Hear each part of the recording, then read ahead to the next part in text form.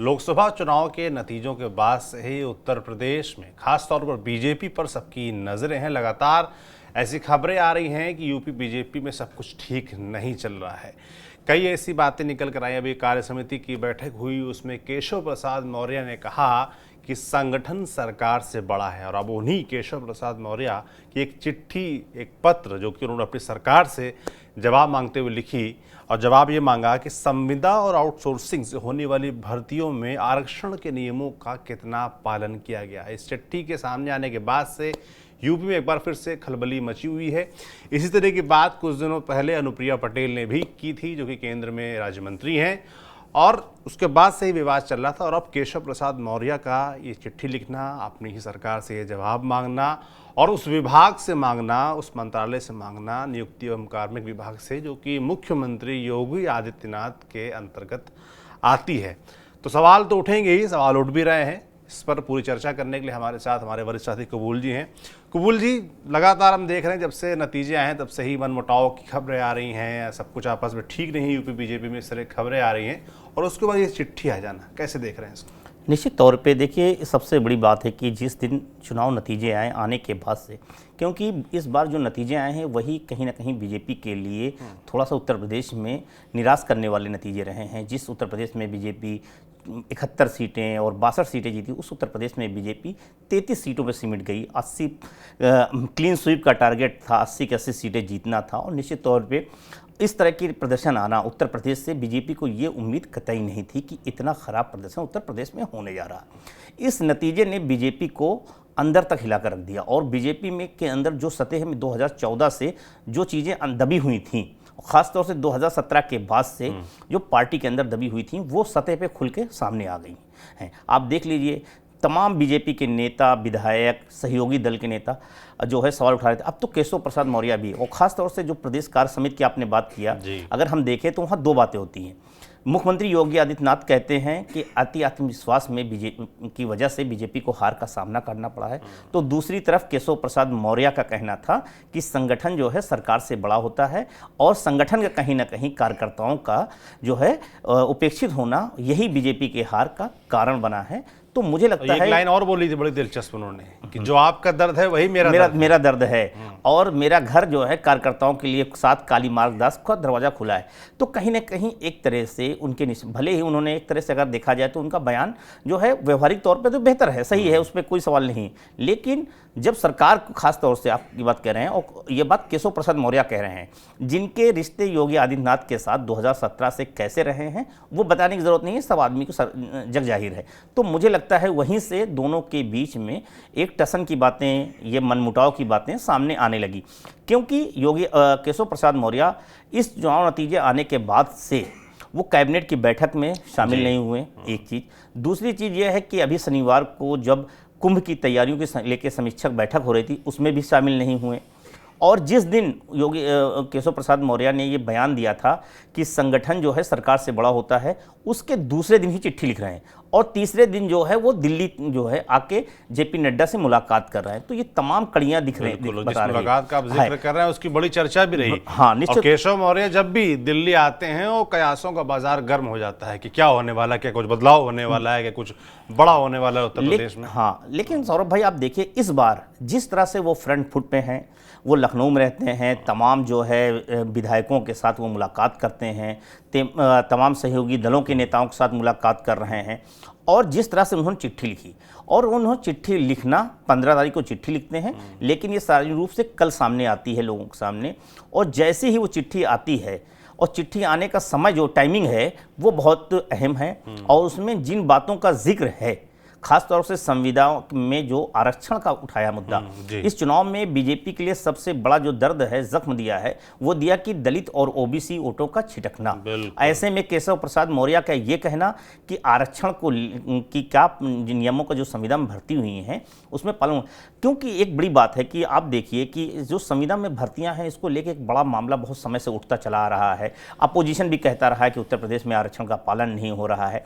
यहाँ तक कि बीजेपी के सहयोगी दल अनुप्रिया पटेल संजय निषाद भी कहते रहे, लेकिन अब जो है इससे पहले ओम प्रकाश राजभर भी कई बार सवाल उठा चुके हैं।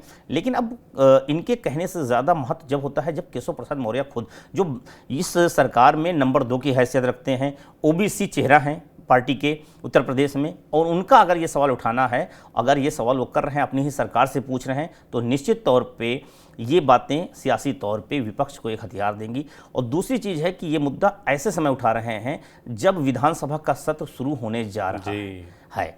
अगर विधानसभा का सत्र शुरू यानी कि विपक्ष को आपने बैठे बैठाए एक बड़ा मुद्दा दे दिया है जो सरकार के खिलाफ घेरने के लिए, जो सरकार के खिलाफ एक अपोजिशन नैरेटिव बनाता रहा कि कि ये सरकार जो है दलित ओबीसी के खिलाफ है। अगर इस अगर उस सूचना में अगर ये रिपोर्ट आती है कि भर्तियों में दलित ओबीसी को जगह नहीं मिली या उनके उस तरह से भागीदारी, क्योंकि आप देख लीजिए 69,000 शिक्षक जो है उनका आरक्षण का मुद्दा अभी तक गर्म है। ऐसे मुझे लगता है ये जो है बीजेपी के लिए एक बड़ी टेंशन हो जाएगा। बिल्कुल। और जो आउटसोर्सिंग की भर्तियों का आप बता रहे हैं उसका आंकड़ा मैं बता दूं, 17 से 23 तक संविदा से 56,491 और आउटसोर्सिंग से 2,75,497 नौकरियां सरकारी विभागों में दी गई। आप देखिए कि ये जो नौकरियां हैं, ये नौकरियां किन विभागों में ज़्यादा है? सबसे ज़्यादा स्वास्थ्य विभाग में। संविदा कर्मियों की ज़्यादातर भर्तियां जो है स्वास्थ्य विभाग में हैं। नंबर 2 पे नगर निकाय, जो निकाय हैं, नगर पालिकाएं हैं, नगर निगम है, शहरी विकास मंत्रालय के अधीन आता है उसमें। दूसरा है रोडवेज में कंडक्टर की जो है वो संविदा भर्तियां बहुत बड़ी संख्या में होती हैं। तीसरा जो है ऑफिसियल, खासतौर से जो क्लर्क की भर्तियाँ हैं, इन तमाम भर्तियों में होती हैं। सफाई कर्मियों की भर्ती जो है संविदा पे बहुत ज़्यादा होती है। आउटसोर्सिंग, देखिए आपने अभी जो आंकड़े बताए हैं सौरभ भाई, उसमें आप देखिए तो बहुत 2.25 लाख जो भर्तियां हैं, रोजगार मिले हैं, वो मिले हैं खासतौर से आउटसोर्सिंग के जरिए, यानी कि जो ठेका पर दे। हालांकि संविदा में तो आरक्षण का फार्मूला लागू है, लेकिन आउटसोर्सिंग में नहीं है। जब 2008 में मायावती की मतलब सरकार थी, मुख्यमंत्री थी, तो उन्होंने संविदा पे जो भर्तियां का फार्मूला है उसमें आरक्षण की प्रक्रिया को लागू कर दिया था। लेकिन उसके बाद से तमाम चीज़ें होती रहीं। संविदा पे कहा जाता रहा कि संविदा की भर्तियों में आरक्षण का पालन नहीं होता है, लेकिन आउटसोर्सिंग में आरक्षण की प्रक्रिया भी नहीं। तो ये अपोजिशन के लिए हमेशा रहा है कि जो 3.25 लाख भर्तियाँ जो आउटसोर्सिंग या ठेका प्रथा के द्वारा भर्ती हुई हैं, उसमें क्या आरक्षण का पालन हुआ कि नहीं? क्योंकि हालांकि नियम नहीं है, तो मुझे नहीं लगता कि आरक्षण का पालन हुआ होगा, क्योंकि उसमें प्राइवेट जो थर्ड पार्टी है उसके थ्रू होते हैं। तो मुझे लगता है ये सारी चीज़ें आने के बाद ये बहुत बड़ा सवाल सरकार के लिए होगा। इस पर कबूल जी एक सवाल ये भी उठता है, जैसा कि आपने कहा भी कि जो हाल के लोकसभा चुनाव हुए उसमें साफ तौर पर देखा गया कि ओबीसी वोट भी छिटका बीजेपी से, और दलितों के बीच एक बड़ी संख्या रही जिन्होंने समाजवादी पार्टी और कांग्रेस गठबंधन को वोट किया, जिनको बीजेपी को उम्मीद थी कि शायद वो उनको वोट करेंगे, बीजेपी को वोट करेंगे, मगर ऐसा नहीं हुआ। तो क्या ये जो केशव प्रसाद मौर्य का बयान है, या इससे पहले अनुप्रिया पटेल का बयान रहा हो, या संजय निषाद का, क्या ये नेता इसलिए इस तरह के बयान दे रहे हैं ताकि ये जो छटका हुआ वोट है वो वापस आ सके, या फिर इसके पीछे जो कयास लगाए जा रहे हैं कि मनमुटाव है, इस तरह की बातें जो आ रही हैं वो कारण है? दो चीज़ें हैं। आप देखिए, जो लोग ये आवाज़ उठा रहे हैं वो तमाम नेता जो हैं ओबीसी, चाहे वो अनुप्रिया पटेल हों, ओम प्रकाश राजभर हों, संजय निषाद हों, केशव प्रसाद मौर्य हों, ये तमाम नेता जो हैं ओबीसी हैं। निश्चित तौर पे जिस सोशल इंजीनियरिंग के जरिए जिन तमाम गैर यादव ओबीसी, गैर जाटो दलित वोट को बीजेपी जोड़ के उत्तर प्रदेश की सत्ता में 15 साल का वनवास तोड़ के 2014 में आई थी, फिर 17 में उसने प्रचंड बहुमत के साथ, अब तक के इतिहास में इतनी ज़्यादा सीटें जीतकर कोई नहीं आई। इस तरह से जीत के सीटें आना निश्चित तौर पे बीजेपी के लिए एक मजबूत रहा, और इसी फार्मूले पे बीजेपी 2022 का भी चुनाव जीती, 2019 का भी चुनाव जीती। जब सपा बसपा एक हुए थे तब भी ये फार्मूला बीजेपी का हिट रहा। लेकिन 2024 के चुनाव में इसमें खासतौर से जो सोशल इंजीनियरिंग थी बीजेपी की, ये सेंध लगी। और इसमें दरअसल ऐसा नहीं है कि सिर्फ बीजेपी का नुकसान हुआ है, जो सहयोगी दल थे उनकी भी राजनीति को बहुत बड़ा झटका लगा है। ओम प्रकाश राजभर के बेटे चुनाव लड़ रहे थे, वो हार गए। अनुप्रिया पटेल को 2 सीटें मिली थी, उनकी 1 सीट जीती हैं, वो भी बड़ी मशक्कत के साथ जीती हैं। दूसरी चीज़ ये है कि संजय निषाद, उनके बेटे चुनाव लड़ रहे थे, बीजेपी के सिंबल पर लड़ रहे थे, वो चुनाव हार गए। और दूसरी तरफ खासतौर से जिस समाजवादी पार्टी के खिलाफ एक गैर यादव ओबीसी की पॉलिटिक्स को स्टेब्लिश किया गया था, वो वोट कहीं ना कहीं समाजवादी पार्टी की तरफ गया है। और ये खासतौर से गैर यादव ओबीसी के कुर्मी, कुशवाहा, मौर्य और निषाद वोटों का जो है बीजेपी सपा की तरफ जाना, कहीं ना कहीं मुझे लगता है इन तमाम दलों को, केशव प्रसाद मौर्य तक को वो हिला के रख दिया है। एक तरफ तो ये कि इनकी राजनीति भी को झटका लगा है, दूसरी तरफ इस मुद्दे ने क्योंकि उत्तर प्रदेश में मुख्यमंत्री योगी आदित्यनाथ हैं जो कि एक सवर्ण समुदाय से आते हैं, तो इनको भी लग रहा है कि जो उत्तर प्रदेश में ओबीसी था वो ओबीसी के नाम पे जुटा हुआ था।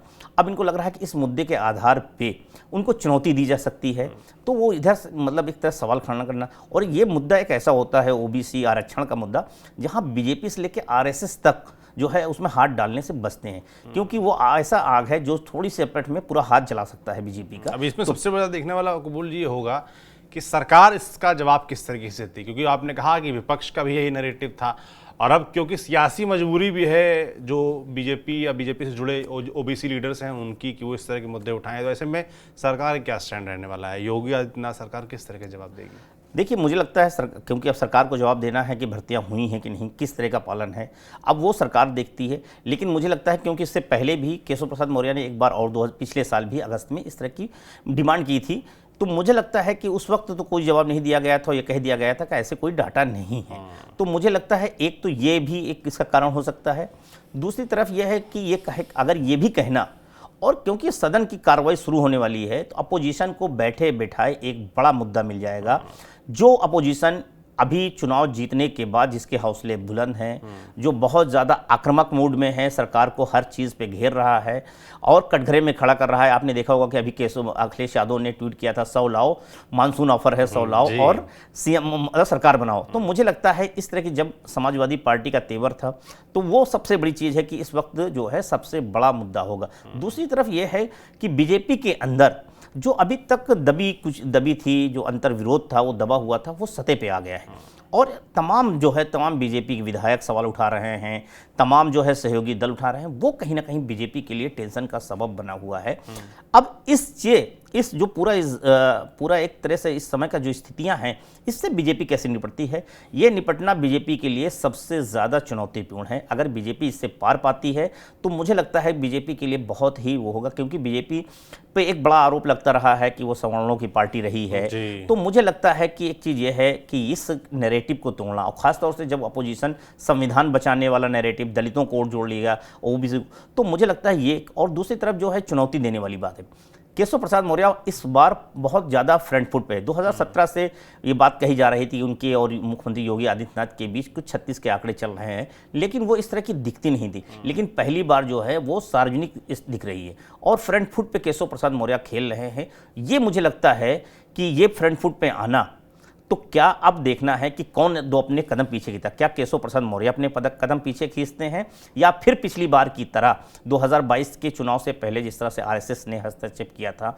और वह करके फिर दोनों के बीच में एक बेहतर केमिस्ट्री बनाती है। तो मुझे लगता है वही उसका बिल्कुल देखने वाला होगा कि खासतौर पर केशव मौर्य का ये जो सवाल है इस पर योगी सरकार क्या जवाब देती है, क्योंकि सदन भी शुरू होना है, यूपी विधानसभा का सत्र शुरू होने वाला है। ऐसे में विपक्ष भी इस पर हंगामा करेगा, तो सबकी नज़र रहेगी कि इसका जो डेटा है वो क्या सामने आता है, सरकार क्या जवाब देती है।